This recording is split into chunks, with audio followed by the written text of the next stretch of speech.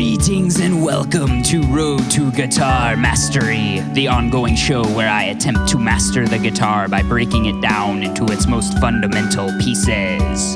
In today's episode, we're going to look at 5 techniques we can learn from Red Hot Chili Peppers' Under the Bridge.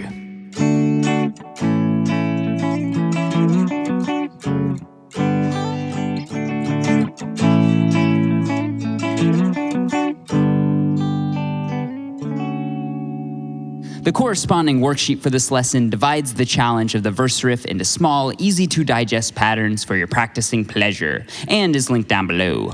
So with that out of the way, let's take a closer look at this riff. From the beginning, we are introduced to a syncopated strumming pattern from the 1 chord to the 5. To make a little better sense of this rhythm, let's double the note duration and look at it in half speed.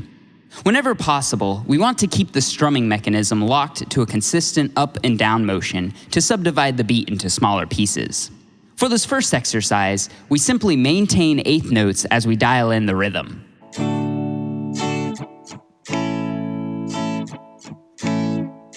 When this motion becomes comfortable, we can revert the rhythm to its original glory, changing our subdivision to 16th notes.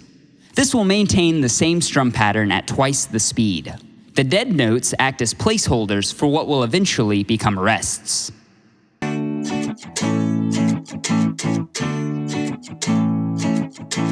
Next, we are presented with the technique of moving from a strummed chord to an individual pick stroke. We can practice the motion in eighth notes with the down strum hitting our chord and the upward pick stroke hitting the D string note.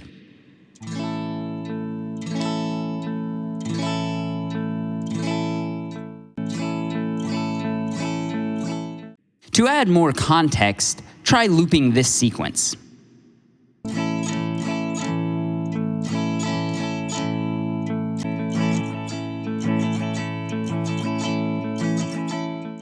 Remember to maintain a consistent up and down motion so the D string note arrives on an upstroke.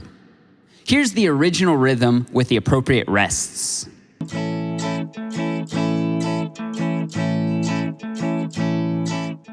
Now let's look at this cool ornamentation in the latter part of the first bar. A great way to develop the proper timing for hammer-ons and pull-offs is to pick all of the notes.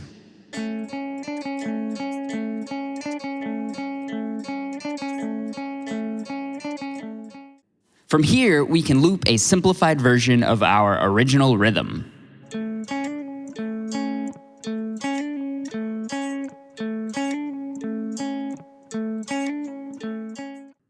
The last step for this section is to add the double stops where you strum 2 strings at once.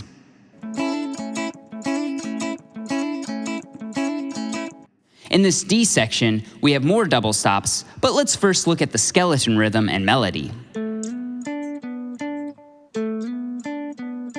Now we can isolate the double stops with consistent eighth notes.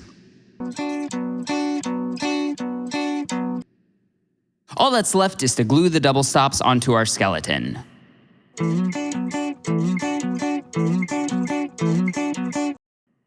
The last section outlines a pinky stretch ornament on the high E string. For these exercises, maintain the bar chord shape while the pinky does the heavy lifting.